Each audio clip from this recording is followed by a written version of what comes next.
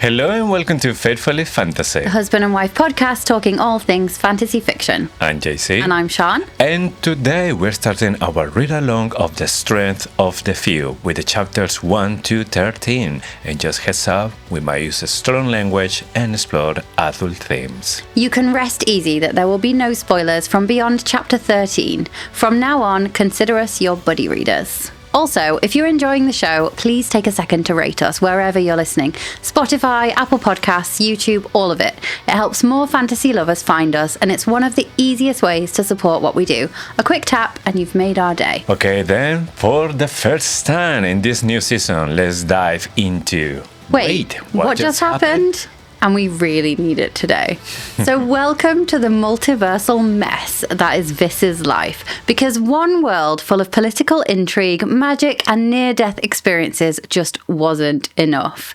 We open with Vis split across 3 parallel worlds: Res, Obertium, and Lucian.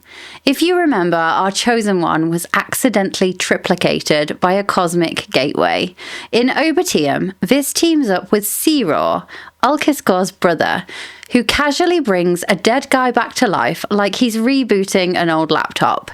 Here, the Will can literally puppeteer corpses, which is only slightly less creepy than the fact that the local god, Ka, might actually be the ancient evil everyone's been calling the Cataclysm. Siror and Viridius think Vis's 3-world existence gives him alone the power to kill this rotting god. After he survives a city full of undead drones with swords for arms and a mysterious pyramid. Easy peasy. Meanwhile, in Lucian, the second Vis wakes up missing an arm on a boat, surrounded by warriors who do not have friendly welcome energy. A druid named Kian tries to help him escape, only to get dramatically beheaded.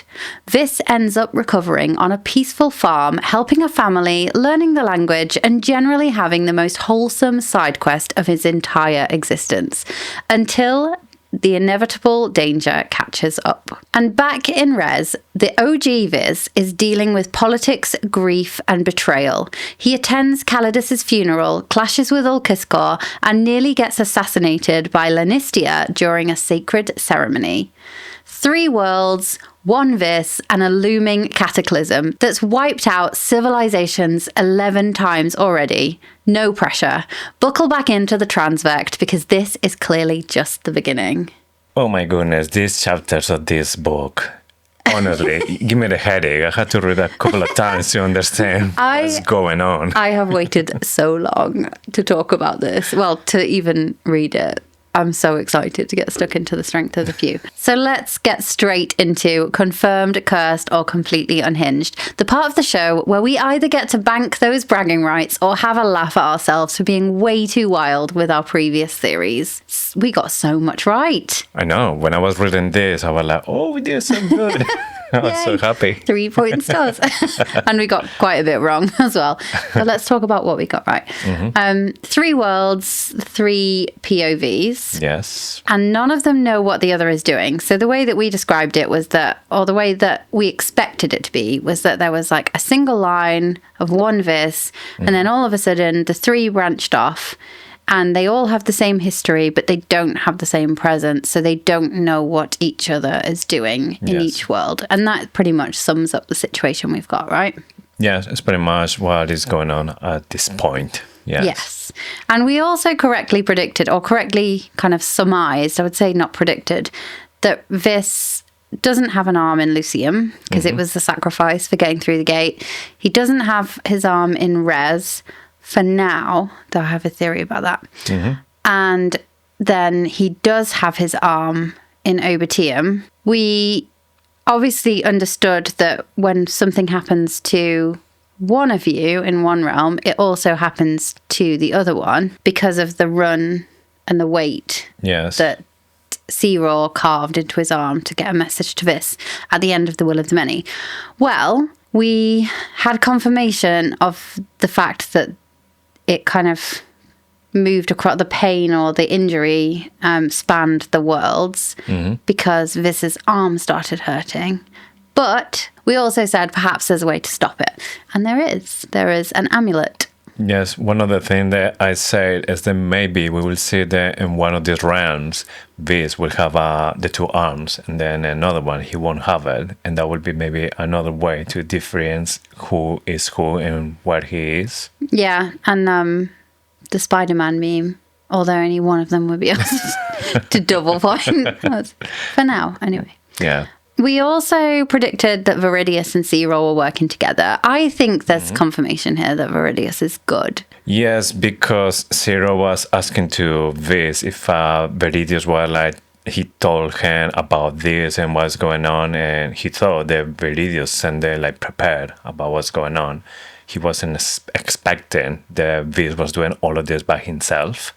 So obviously there is a clear like purpose here.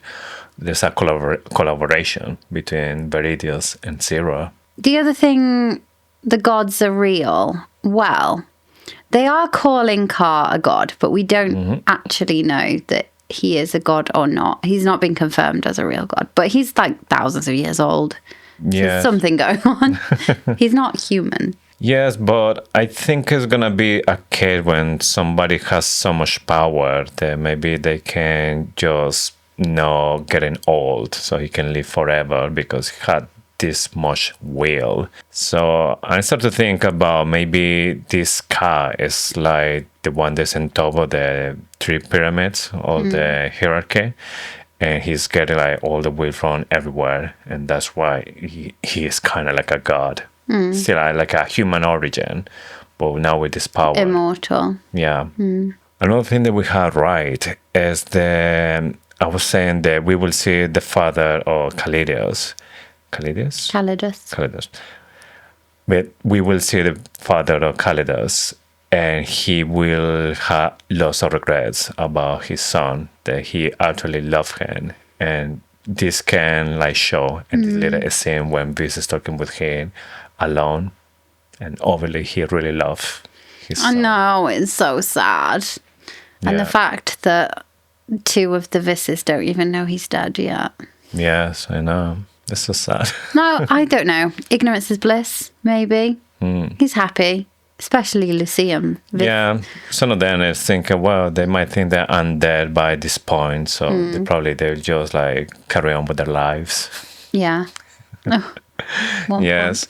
And another one is we were saying about this new realm. There's going to be something like Stranger Things with the upside down. There's going to be like really similar to the one where he is. And Obsidian is the one who is really similar to Res, where this is coming from. And he was saying that it looks pretty much the same, apart of a few details like the massive waves. And massive waves and pyramids.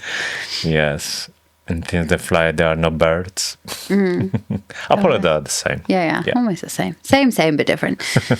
So let's get into screaming, crying, throwing swords. So our seasoned listeners will know that this is the part of the show where we talk about how we're feeling, what we think about the book, and ask any questions we have about the characters and the plot from this week's read-along. And this one is exciting for me because I don't know what's going to happen either. So all the way through The Will of the Many, I was like, oh, I can't talk about it. And then you'd ask me, what do you think of the reread? And I'd be like, this bit's interesting and this bit's interesting. And now I have no idea what. Yes, now we are in the same place. Yeah. Finally. Exactly. So how do you feel about the strength of the few so far? I had to say that when I was reading the first chapter, I was confused AF. Like, absolutely foggy in my brain. Because I was trying to figure out what's going on, what is all of this, and you had this feeling that maybe you are like reading two brand new books, and in the same way you need to link it to the main story as well.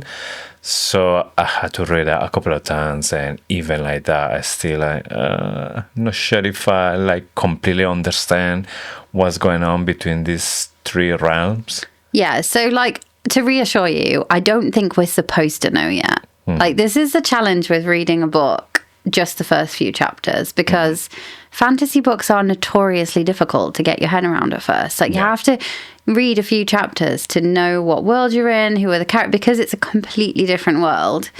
I felt the same.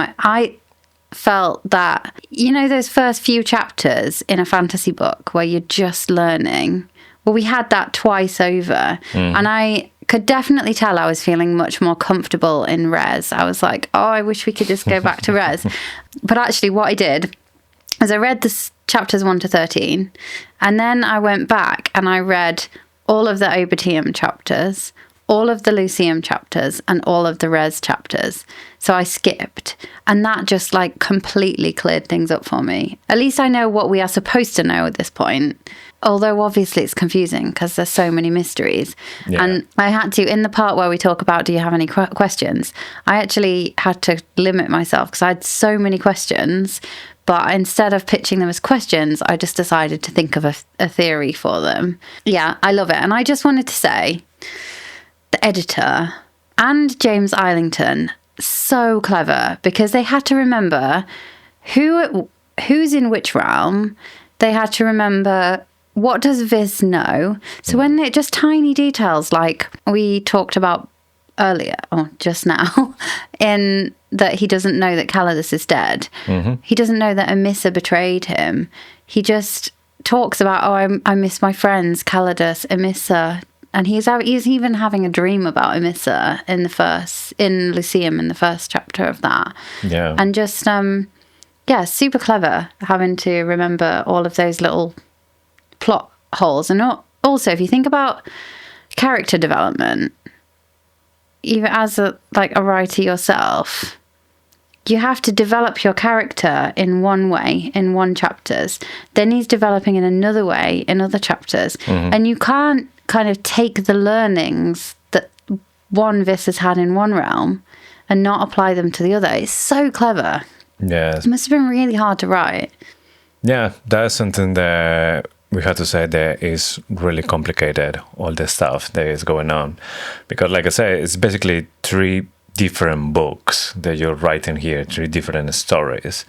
But at the same time, you need to remember the character, but like you say, just the information they got until the point when they cross and then start these new realms. Yeah. That's really clever, yeah. I'm still most excited about Res, like the fact that he's going to go through some more trials, and I'm most excited about that. I was really happy when we got the chapters when he is in Res, because I was so invested already in that timeline that I just want to know a little bit more, like what's going to happen with Calidus' father, what's going to happen in governance, what's going on now with Viridius. We're going to get more information. Are we going to, Yes, all that kind of stuff.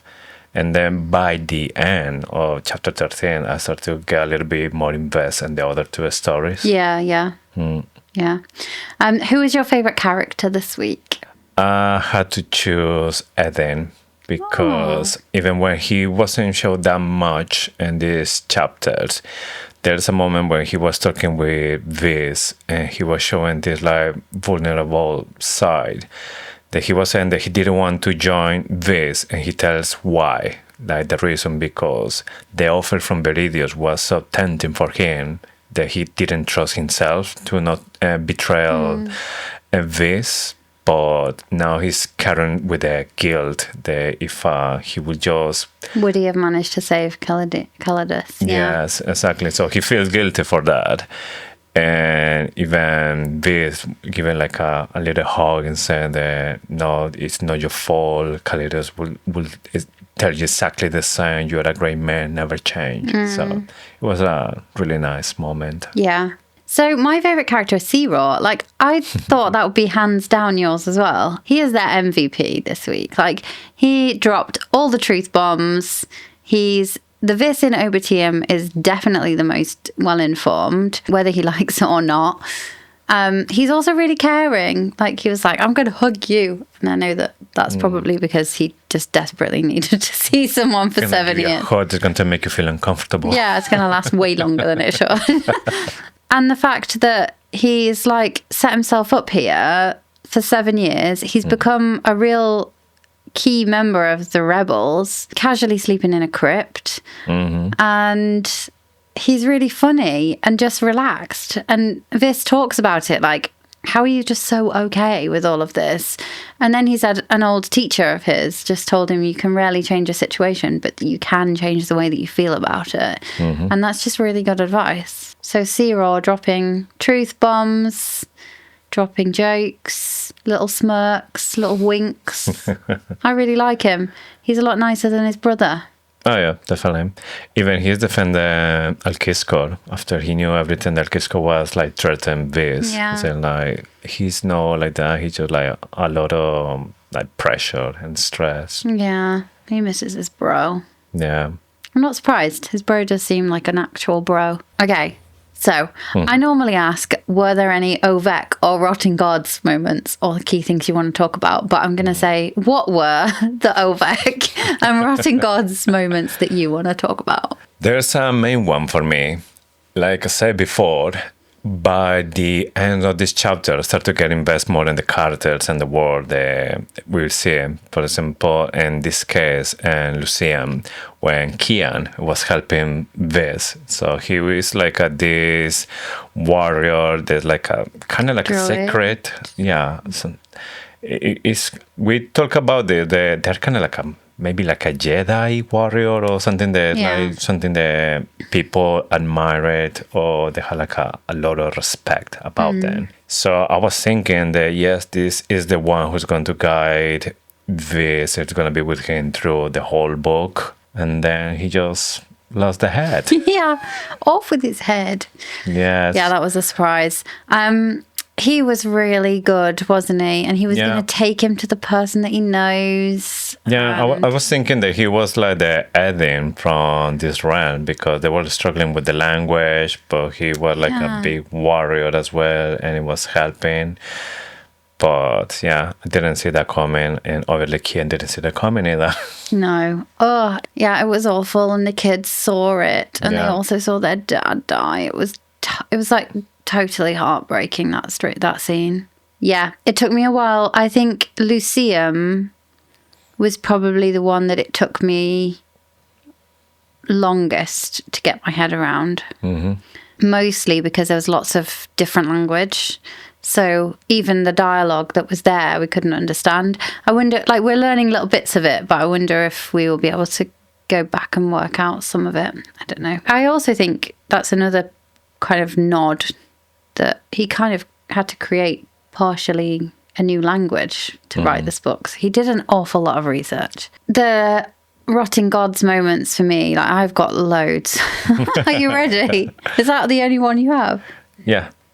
Wow. So everything in Obertium, the Yuncti. So the Yuncti are reanimated corpses. The way that the will works in Obertium is not to create and engineer. It is to basically just reinvigorate, so to bring back to life. So we learn that the Vitarium that are keeping Cyril's relative, kind of his body fresh in...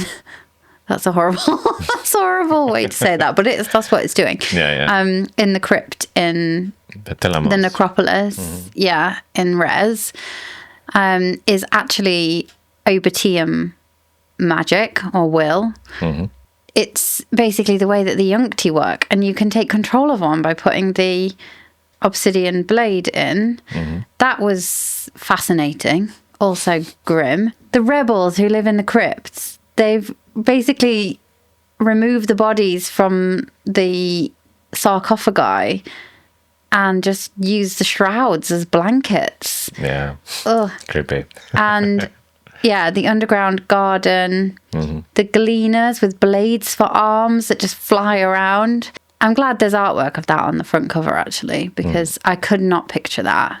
But they're just like humanoids, but with blades for arms. It's incredible. Obertium and Ka makes me think, and the pyramids and the scarab beetles is really interesting for me, because it makes me think that Res is modelled on ancient Rome and Obertium is modelled on ancient Egypt. And there's the clash of Egypt and Rome.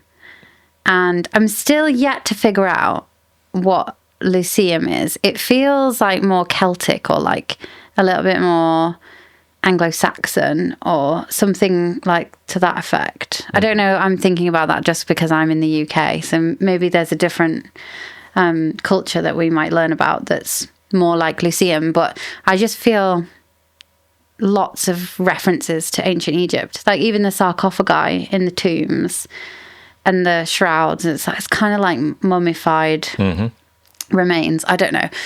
But I'm really excited about that. Because also I don't know how much you know about Ka in ancient Egypt, but there's Ka and Ba, and they are 3 parts. So a body has 3 parts. I think it probably has more. So I'm not an expert in ancient Egypt, but when the gods created a human, a child, they created the child and its soul twin, Ka, and Ka was the soul that was like exactly the same form as the child. And then Ba was like an eagle with the child's head or the person's head. And they would always be together, but the soul remained after death. So Ka remained after death. And because there's Ba, Ka, and the person, it's like 3 parts of the same person. And I just wonder, like, if synchronous is the 3 parts of the soul. So there's something to do with maybe Lucian that's related to Ba, but I don't know. And it's fascinating because Ka, the soul, lived on. They believed that the soul lived after death and just hung around close to the body. And they would take feasts to the crypts and to the tombs in ancient Egypt and leave the food there. And they believed that the soul could like take the essence from the food that was there. Obviously the food would still be there because it doesn't eat the food. But I thought this whole thing was interesting because it's very related to ancient Egypt. Yes, I was thinking that too. In the first book, we were more like in a Roman vibes, and now by the end, not at the beginning, because at the beginning I couldn't even picture it like I was like had like a totally different picture in my mind about how it looks like. But yeah, after a couple of times reading it, it feels like you said, like Egypt. And it's hard to say that maybe James Hamilton has a thing before, like it's history between Romans and Egyptians. We had Julius Caesar, we had Cleopatra. That these 2 worlds collide in some point. So now like we see this in this book as well. Isn't it interesting as well? Like I picked Cleopatra as my like person to find out more about if I could meet someone who was dead. And then the link between Rome and stuff. It seems to be, I don't know. Maybe I'm overthinking it. Yeah, maybe there's a theory there. Maybe. I was never meant to love a human. But then, I saw her. I wasn't supposed to touch that fruit, but I took it, and I ate it. I was the most loyal of angels, until I lost her. Now they call me the devil, and I'll burn heaven itself before I lose her again. Memoirs of Luzbel, a dark fantasy novel. Book 1 of the Luzbel Saga. Now available on Amazon. Lucian, much calmer. So we don't know anything about Lucian. We still don't know about the magic. We know that Kian and his kind of peers, whatever they are, well, they have these staffs.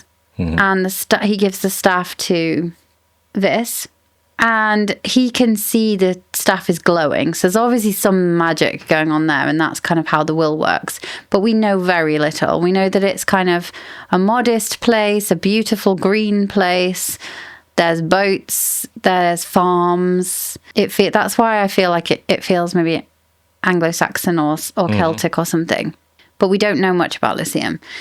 I did find it really funny how when he integrates with this family, he goes with them, they look after him, they take him into her dad's farm when her husband has been brutally murdered. Yeah. And she gets free childcare.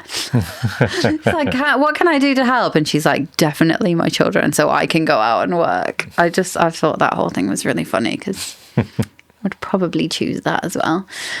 And then the last oh my God's moment. So I just picked one thing that I wanted to talk about in each realm. Lannistia going AWOL, complete the journey warrior. Yeah. And obviously the fact that the gate to Lyceum and Obertium acted like the Aurora Columnae. So when it was his turn at the Aurora Columnae, it didn't work. Nothing worked because he'd already passed through the gate, which was confirmed by Sea-Roar in Obertium. I just loved that whole thing. And I've got some thoughts about Lannistia. Yeah. That we can talk about in the theories. I can't wait what's going to happen to her after that, because remember the murder is not allowed. Yeah. The right of life. I think we know what's going to happen to her. Yeah. And if it's going to work for her, that's another thing. So is there anything you're struggling with? Basically, all the things that's going on in between Obertium and Lucian is quite complicated, because you feel, like I said before, that you're reading totally different books, and you start to trying to understand who are the characters, what's going on, how this realm works.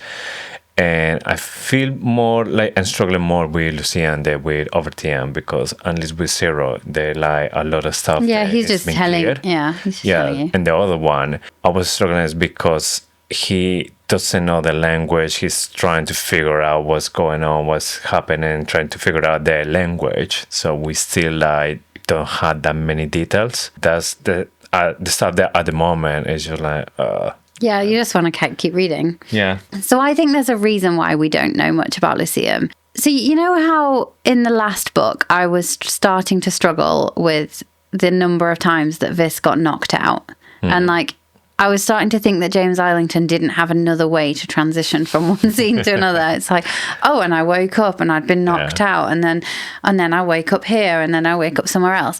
Well, I think this is even more tricky for him in this book, because you've got to get to certain points in time, and a lot was happening in Obertium. A lot. They were reawakening Yunkti, and he was learning about Jedef and Tash, and trying to sticking the obsidian sword in. I'm acting it out here. Sticking the obsidian sword in and trying to control them with will. And loads was happening. So Lyceum naturally, to keep the pace so that we weren't absolutely exhausted, and to kind of get through the same number of days and weeks in Lyceum as he was getting through in Obertium, things had to just be a little bit simpler. He slept for a week or 2 weeks, didn't he, on the boat? He just slept. And then the next thing he was and life became easy, and for days we were doing this, and for days we were doing that, and I was just looking after the kids and going on treks, and it was just not a lot was happening, although apart from that, when everything happened and Cian got his head chopped off. But James Islington has to find some way of passing the time if lots of things are happening in one place. Yeah, same. Struggling, but not because I think it's bad, just because we need to keep reading. Yes, we can't say that at the moment the book is not delivering everything that we want, because we are just in the first chapters. So really we need to carry on, and then start to see in which direction we're going, because so far it looks like we are completely 3 different paths. But I'm thinking that in some point those 3 paths, they're gonna collide. Yeah. Do you have any questions? Yes. So that when we are reading this the very first time, I didn't realize that some of the stuff there's in the cover of the book, because I started just reading it, I didn't pay attention to that. And I had a really clear vision about how Obertium looks in my mind. And then when I looked to the cover, it didn't look like that at all. Really? Yeah, so I was wondering if for you as well at the beginning, how you picture Obertium. So in the cover, we can see clear the gleaners, these people that have blades instead of arms, and they're flying around. And I think in the desert, you can see maybe this and Zero, like walking through the dooms. So when I was picturing this realm in my mind, I was thinking more like a, I don't know, like a post-apocalyptic world. So it's kind of like a desert, but not like a dune desert. There's all sand everywhere. I knew there was sand because they were covered themselves at some point to hide. But when you see the cover, it's just give me the vibes from Dune. So you see that everything happens like in the desert, and then this cleaner, they look like, I don't know, at the beginning I think was kind of like a ninjas or something They like do this. look like ninjas, but just with blades for arms. Yes, and they're just flying somehow. I guess wheel. Yeah. But they Well- got legs. Yes, but you see that everything is sand and then this massive pyramid. Yeah, I did imagine it, like, because they talk about the dunes and the dryness and the desert. And yeah, I did imagine it like that. Like totally like Egypt, The heat. basically. Yeah, basically. That's why I got Egypt vibes. But I also have seen this cover. I bought this book months and months and months ago. So it could be that. I didn't know these were gleaners, and I did, when they first arrived, imagine them as birds, because they were talking about looking at the sky. And he said, am I looking for birds? Like, if I see a bird. And he was like, if only it was birds. So I just, for some reason, I imagine them, you know, the remnants in Res, I imagined them as like demogorgons, but not with flower faces. So like demons. And I imagine these the same, but with wings. Yeah. So I imagined them to be a bit more like a monster and not like a humanoid with blade arms. And then I remembered seeing them on the front, and I was like, oh, as soon as he said blade arms, I was like, oh, that's what they are. But at first in my head, they were like demons with wings. Yeah. Yeah, I was thinking there was more like a reference the arms were kind of like so sharp. They look like blades, but no, they are literally blades. Yeah. Yeah, swords. How do they eat? They have always kebabs. Yeah, like they'd make really good tandoori. Yeah. Yum. What about you? Do you have any questions? So I do have lots of questions, but like I said at the start, like I've tried to relate them to theories. So we can go into them in more depth in the will of the maybe section. But like, who is the person that Viz was supposed to be going to meet in Lyceum? Where is the will coming from in Obertium? I've got theories for all of those things. But so maybe it's just the right time rather than... Because I don't think I have any questions that won't be answered or won't be answered in the series. I would imagine loads of things are not answered in this book because it's not the final book. So, yeah, I'm going to save them for the Will of the Maybe. Okay, let's go for it then. So, the Will of the Maybe is the part of the show where we will lock in our predictions for the rest of the book in the hopes that we get at least something right by the end of the series. So, do you want to start? Okay, so... I have a theory, and it's like an unhinged theory. Good start. Yes. So something that I start to see that James Arlington really like to surprise us.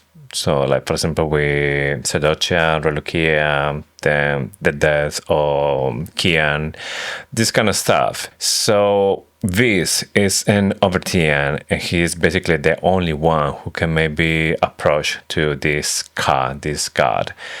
So Zero basically wants to train him to kill this Ka.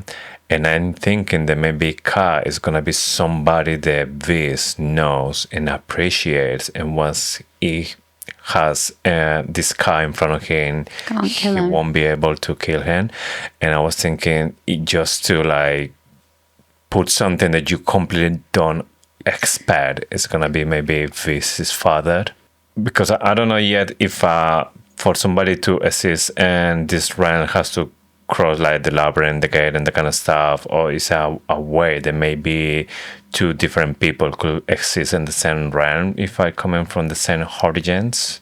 You know, that maybe we find out a Calidus in one of these realms, but it's not gonna be called Calidus. It's gonna be called something else. But then we want to see him, and it's gonna be the same physical appearance. So is it gonna be like this, or it has to be always go through? Yeah. Like being synchronized. So I thought you had to be, but then Vis's dad did say he would see Calidus again, didn't he? Yes. Which is odd. But I love this theory. I love that you think he's Car, because I thought that he might be the person that Vis was going to see in Lucian. Because there's so many hints that he changes his name back to Diago, and obviously they call him Deglan, but the hints that, like, it's fine, I can go back to my old name because nobody's going to know me here. It just makes me think that he's going to meet somebody that he already knows. And the fact that his dad was... I like your idea that he's Car, because that could place him in all three worlds. And it would mean he's still alive, though. Well, what about if the reason they attack Zeus is because they know the Cristobal is actually Ka, and then maybe they need to kill him in the three realms, and maybe the but people then who are Ka would chasing. know, and then the cataclysm would have been triggered. So you think that triggered the start of the cataclysm? Yes. So I don't know. There was two. My front runner for Ka is Scarface. We don't have a name for him yet. No. The guy that is like heading up the Anguis. But then the thing that put me off that was, like, Zero said, if Ka knew that you were existed in all three, that you'd synchronized, he would immediately start a cataclysm to get rid of him. So that made me think it isn't him, because this Scarface guy knew, didn't he? Yeah. So unless, like, that's it and time's running out, the clock's ticking. And then I was thinking about, it could be nobody. could be just Ka, and we've not met him yet. And he's a completely random guy that has been there for thousands of years. Yeah. Because that's another thing. It's been there for thousands of years. Exactly. But if it is so interesting, if it is Vis's dad, I'm thinking this through as I'm saying it, so it might be a bit jumbled. Then Ka could have, or Vis's dad could just be a lot older than we think he is, because he's just existing. And you're right, like, then he had this family, and maybe he keeps having different families, and he's there on Zeus, and he has this power, and they come and attack him. Yeah, maybe like Highlander, he pretended he's dead for a little while, then start another identity. If he doesn't have, like, the power to... But if he's dead in one world, then he's not synchronous anymore. So he's not all-powerful. So I think that either suggests that it's not his dad, or his dad isn't dead in Res. Because we know that you have to have all three. But yeah, because for me, it was more like, first, the surprise that it's his father. But then I was thinking as well, but if his father, it won't be like his real father. It would be his father from Overtien. So, like you had the three V's. Well, yeah, but then... But it won't be like... Yeah, but then Ka in Overtien won't be synchronous anymore. He's only synchronous if he remains alive in three. Yeah. Yes. So that would mean, but we saw him. We definitely saw him. He brought the little wooden boat. I don't think this was hallucinating. I don't know. Well, we don't know if maybe it was somebody else. You said before it could be maybe Indol. They grabbed the boat or something. Maybe it's a way to tell him that he knows the truth now. But he literally had a conversation with his dad. Yes, but the dad didn't mention the boat at all. No, true.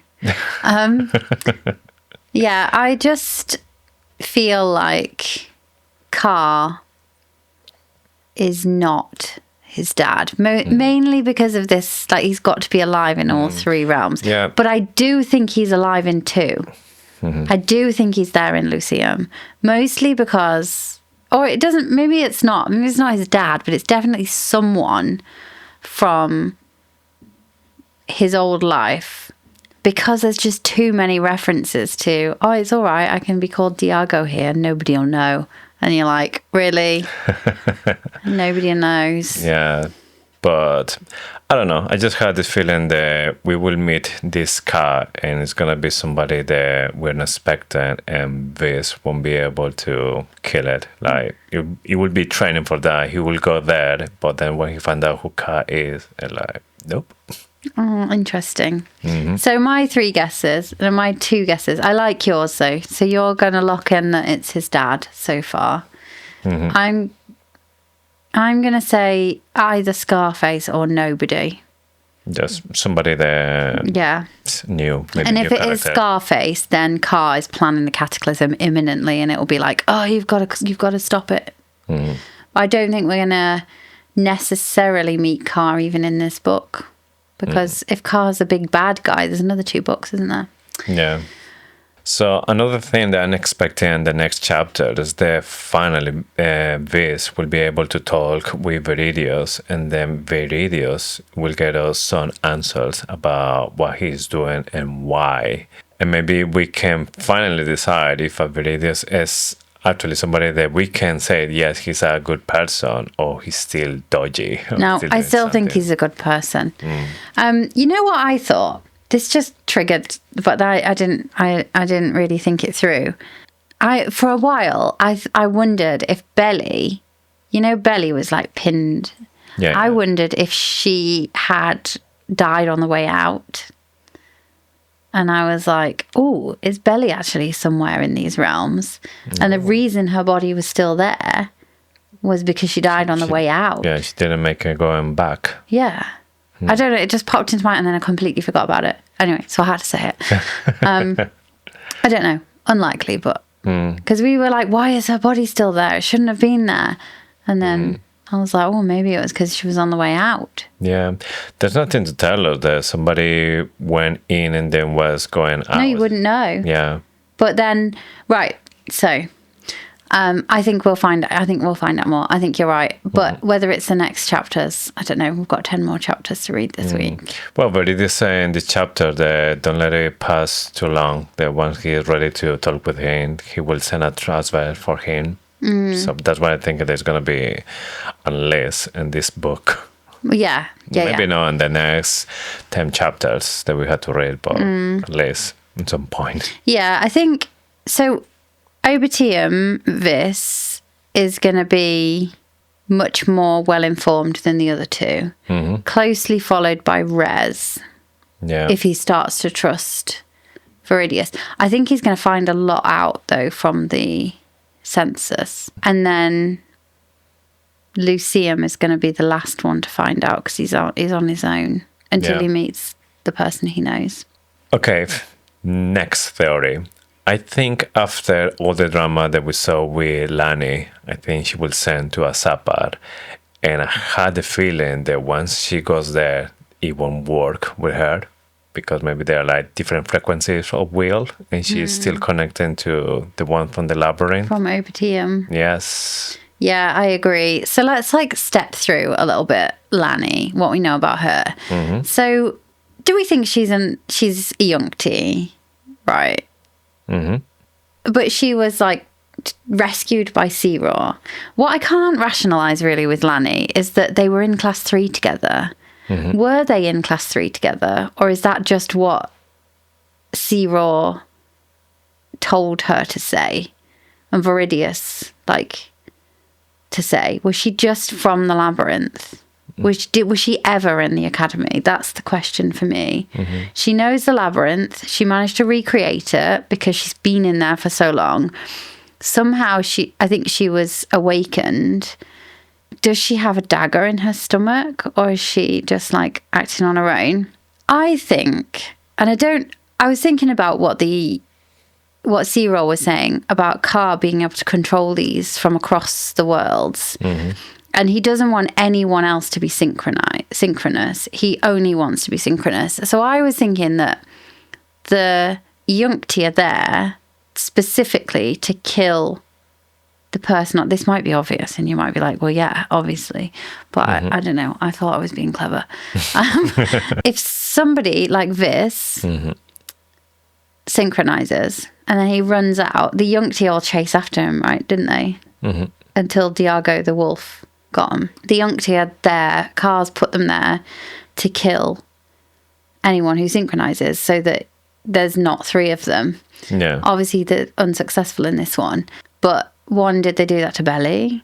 Did, like, everybody else who tried, like Sea-Raw, was he killed on the way out? Mm-hmm.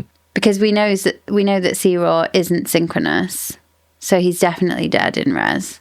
Yeah. Because otherwise he would be the one, wouldn't he, that went through. Yeah, sorry, I don't know where I'm going with that, but I feel like the Yunkti were put there by Car to kill the person on the way out. Mm-hmm. And Sea-Raw might have done something and rescued Lanny. Yeah, but the strange thing is that once Viz tried to, like, go back, like he wants to go to the exit, every single one of them started telling the complete the journey warrior. It's like he didn't finish the game, or he didn't finish what he's supposed to do, but he went through this gate, and then what else they were expecting to do to, like, complete the journey if they want to just kill him? No, he has to go. He goes through the gate, Mm-hmm. and then goes into Obitium and Lucian, and then it's only when they come out, the remnants chase him back, and then all the Yunkti people came, didn't they? Yeah, but they start to say to him, complete the journey. So that's what I mean. Death? Like, he went through the gate, but apparently for them, that's not the end of the journey. So what is the end of the journey? Well, like they also say synchronous is death. I don't know. Literally death. Yeah. Maybe, yeah, complete the journey that now you need to die. Yeah. Because it says that the synchronization is reserved for leadership, and, like, Car is the only one. Yeah, he's linked to them all. Yeah. But how did Lanny escape? That is the question. Something to do with Sea-Raw. Sea-Raw rescued her. I wonder if they rescued her early on, when Viridius and Sea-Raw were, like, investigating the ruins. Maybe they pulled out the dagger and she was no longer controlled by Car. We don't know exactly how is that these people it just get there. I don't know if it's just the ones that Car selected just for this. And in the case of Lanny, if she was just a student and for some reason she took the place of one of these, it was because she was experimenting. Maybe she tried to like release one of these, and then because she was like releasing it, then she had to take the place. You know, like. Does he not say that those people were the ones that they made it across the labyrinth, but they couldn't survive, so he turned them into Yunkti? I don't know. Maybe I misread that twice. Well, let's check. Yeah. But yeah, I think we're gonna learn more about Lanny. Yeah. For now, though, I think it's clear that she was one of them, wasn't she? Oh yeah, definitely. She's still like connected to this realm or with these laws. Yeah. So another theory is that I think probably by the end of the full series, I don't think by the end of this book, but we will see that all 3 realms will be one again. Do you think then there'll be one Vis? Yes, and I think that Vis will have the 2 arms. So all the 3 Vis will be one again, and obviously the one with the arm, it will complete the other ones. Because so far we know that there was for like a one realm, and this one realm, it was split into 3. That's what we have now. So I think by the end of everything will come to what it was before, which means just one realm. And that's why I'm thinking that, yes, Vis lost an arm, but it's just because eventually he will get it back, because the one from Overtien still have both. And if you put all 3 realms in one. Sea-Raw said there's no way home. Do we believe him? So you obviously don't. Will we get our Spider-Man moment? Multiverse. I think they don't know the way yet, but if there's a way to go to this realm through this gate, I think there's another way to come back to where they were. I agree.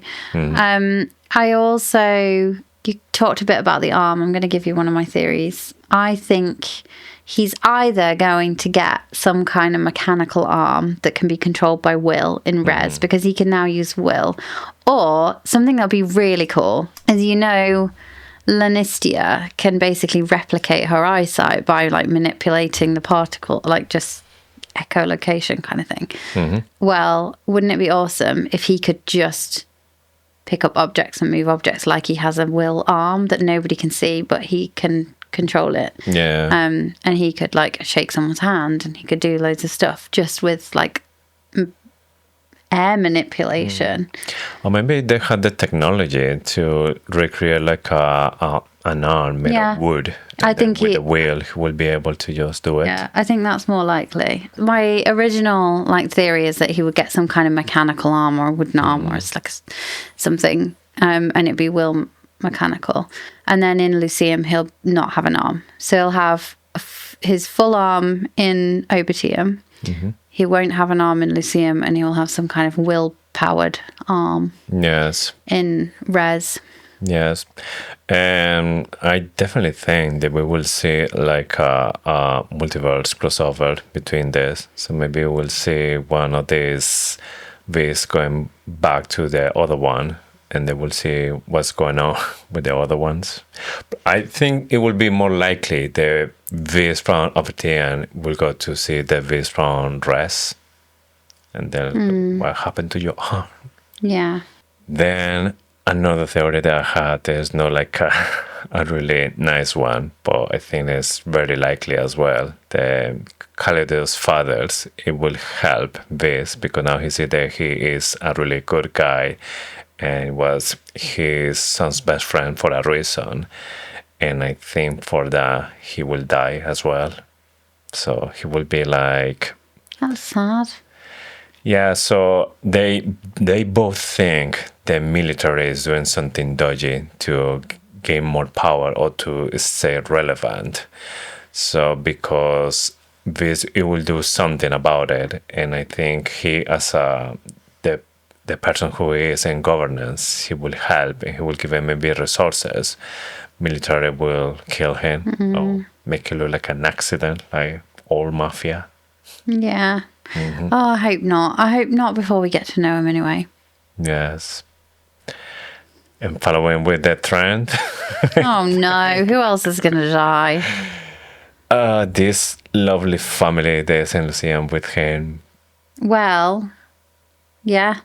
The druids arrived, didn't they? Just at the end. And I was like, oh, everything's so calm. What a lovely story. It's basically in a spa. It's basically in a well-being retreat. And then the druids arrived.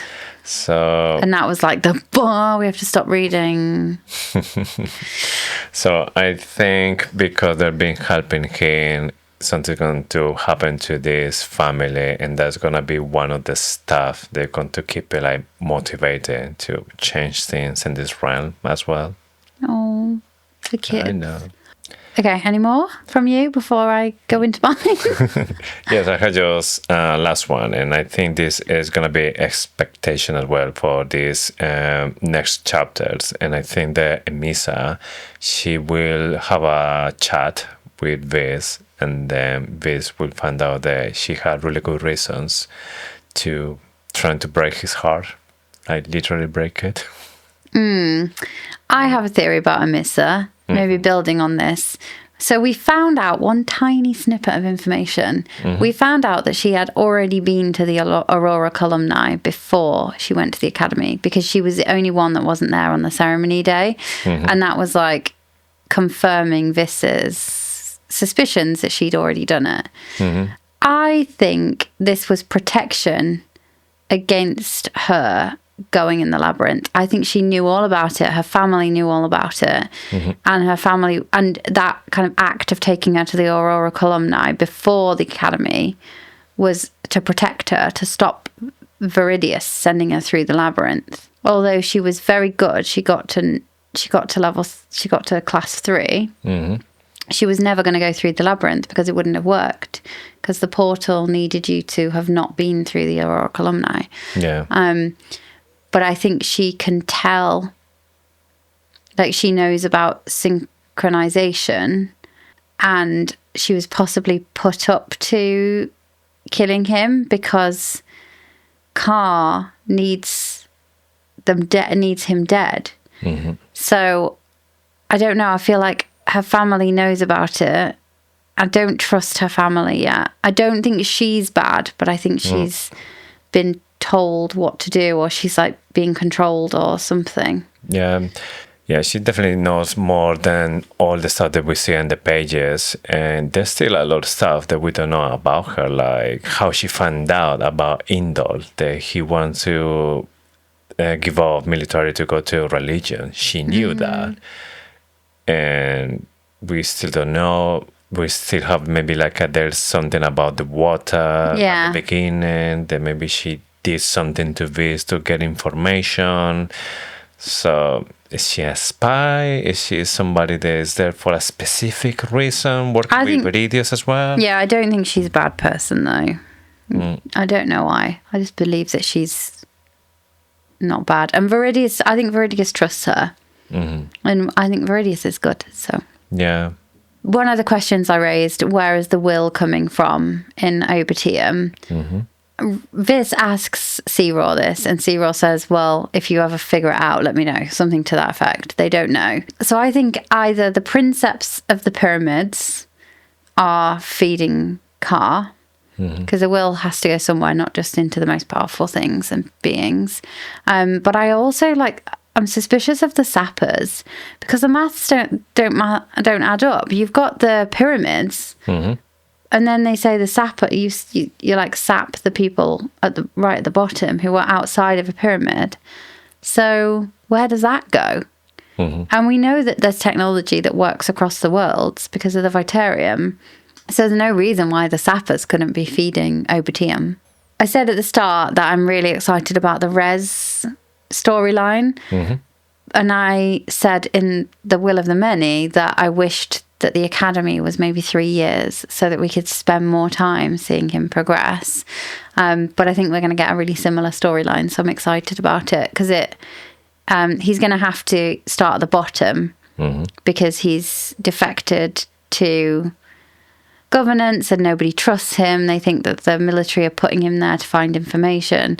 So he has to start as a sextus instead of a quartus, like the rest of the people leaving the academy in class 3. And he's going to have to prove himself. So he's going to have to learn the will. It's going to be really hard. He's only got one arm, so he's going to be at a disadvantage anyway. And then he is going to have to overcome the odds and finish top, and he will. That's my prediction for that storyline, is more trials, more fun, more competitions. It's basically a grad scheme. It's like a graduate scheme of new entrants into. Yeah, I see that as we're getting again all the stuff that we had with the academy. So we're having that 0 to hero, and now he's just hero, but nobody really trusts him. It does feel like Alkiskor is going to keep him as a son. And then I agree with you, Lanicia's going to go. She's not going to be around, is she? So interesting, though, that it's all of a sudden come back. Yeah. And she's reacting to his blood, just like Emissa. Yes. That she was feeling headache first. So obviously she can feel something emanating from him. Yeah. Yeah. So she's kind of awake to it as well. Is Emissa somehow related to the Yuncti? Maybe she tried. Well, she had eyes. Yeah. She has eyes, yeah. But so do the Yuncti and Obitium. Anyway, I think that's probably it for now. Yeah. There's a lot of theories there, and I interjected mine into yours when you were talking, because we had very similar theories on at least the same topics. Yeah. So, sticking with the theme of precognition, let's look at the chapters we are going to cover this week. So, for next week, we're going to be with chapters 14 to 24. 10 chapters. It's not going to be enough. Although, it's around about 5 hours reading time for so a slow reader. Chapters, yeah. Well, it's the same for each week. Split it evenly. So sometimes it's more than 10, sometimes it's 10. So before we finish, there is still time to go sapping for secrets. This is the part of the show where we pose ourselves a question and sap deep into our will for the answers. Unlike our main man, Vis, we are not immune to the sapper.